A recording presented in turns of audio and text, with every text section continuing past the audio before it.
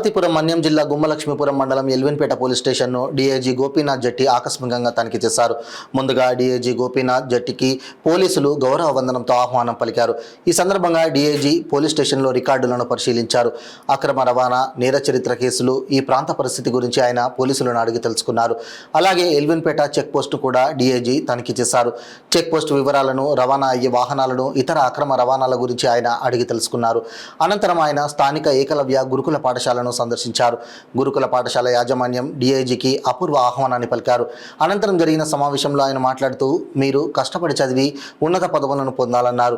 విద్యార్థి స్థాయి నుండి మీరు మంచి పనులను అలవర్చుకోవాలని, మీ తల్లిదండ్రులకు, గ్రామానికి, మీ ప్రాంతానికి, దేశానికి మంచి పేరు తేవాలని ఆయన ఆకాంక్షించారు. డీఐజీ వెంట ఎస్పీ మాధవరెడ్డి, డీఎస్పీ రాంబాబు, పోలీసులు తదితరులు పాల్గొన్నారు.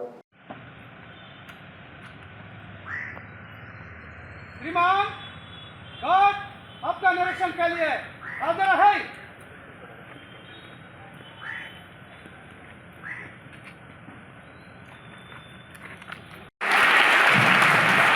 SI of Kurupam Narayan Rao sir and SI of Elvinpeta Junction, Elvinpeta Prasad sir.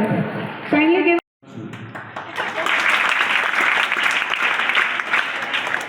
తెలుసా మీకు మీ దాంట్లో స్కూల్ చాలా ఉన్నాయి.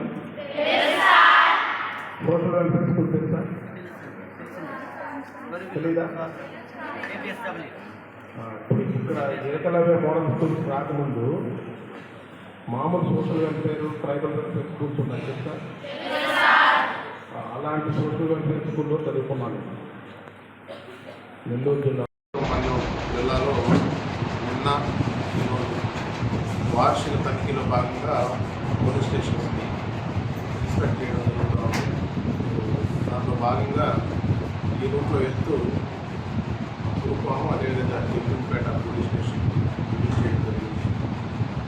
ఇక్కడ క్రైమ్ పరంగా మనకి ఎక్కువగా ప్రధానంగా ఈ ఐడిఆర్కి సంబంధించినటువంటి కేసెస్, కొన్ని సూసైడ్స్, ఈ పాయిజన్ చేసుకుని చనిపోవడం ఇలాంటి కేసెస్, ఇతర ప్రాపర్టీ ఇలాంటివి ఎక్కువగా రిపోర్ట్ అవుతూ ఉన్నాయి.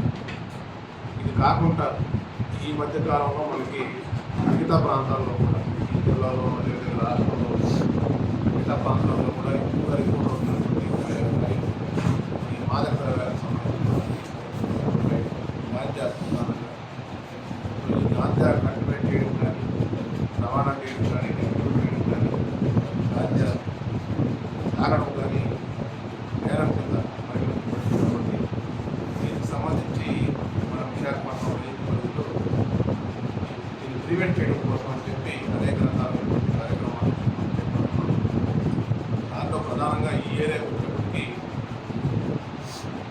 గంజాయి తాగడం కానీ, డిస్ట్రిబ్యూషన్ కానీ, రవాణాని ఆపడం కోసం సంకల్పం అనేటువంటి కార్యక్రమం ద్వారా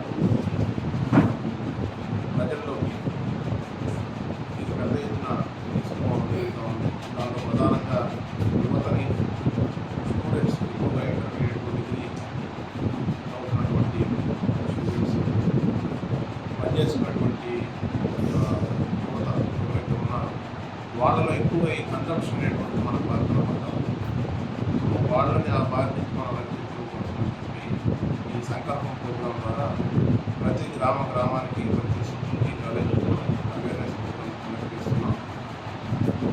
గడిచిన 3 నెలల కాలంలో దాదాపుగా 3050 ప్రోగ్రామ్స్ మనం ఈ విశాఖపట్నం రేంజ్లో 5 జిల్లాలు కండక్ట్ చేసి 2 లక్షల పైచలకు స్టూడెంట్స్కి అవేర్నెస్ క్రియేట్ చేయడం జరిగింది. ఇది కాకుండా అన్ని జిల్లాలకి మిగతా యువతకు కూడా అవేర్నెస్ ప్రోగ్రామ్స్ కండక్ట్ చేస్తున్నాం. ఎవరు కూడా దాంట్లో వాటి బాధపడి వాళ్ళ జీవితాన్ని పాటు చేసుకుంటూ భవిష్యత్ తరాల వాళ్ళకి ఇలాంటి సమస్యలు లేనటువంటి సమాజం కావాలనేటువంటి జీవనాలతో ఈ కార్యక్రమం చేపడతాము. దానికి అందరూ కూడా బాగా చేయాలి. రెండో ప్రధాన విషయం మనకి సైబర్ క్రైమ్. సైబర్ క్రైమ్కి సంబంధించి కూడా అక్కడక్కడ ఎక్కువ కేసులు మనకి రిపోర్ట్ అవుతున్నాయి మధ్యకాలంలో. దీనిలో మనం ప్రధానంగా చూసుకుంటే గతంలో మనకు ఎక్కువగా ఉద్యోగాలు ఇస్తామని